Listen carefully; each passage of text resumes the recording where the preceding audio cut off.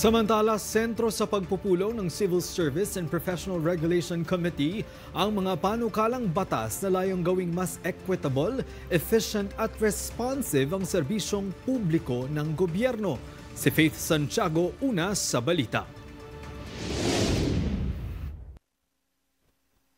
Una sa kanilang pinagtuunan ng pansin ay ang panukalang batas na poprotekta sa government officers and employees sa panahon ng reorganization sa pamahalaan. Ito ang House Bills 843, 2983 at 4182 na layong magbigay ng preferential appointments sa appointive officers at employees na nasa posisyon tungo sa bagong appointment base sa approved staffing pattern matapos ang isang government reorganization. Suportado naman ito ng Philippine Government Employees Association. Anila mapagtitibay nito ang seguridad sa tenure ng civil servants na meron ng existing appointment.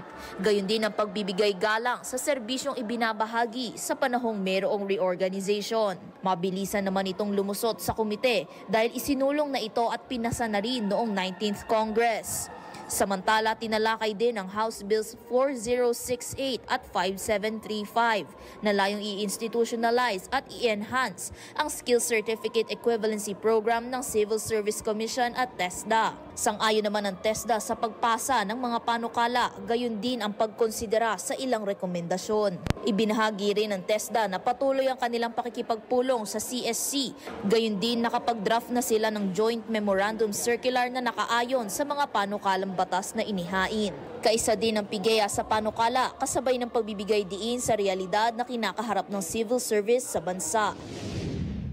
Many government employees possess the necessary skills but lack civil service eligibility.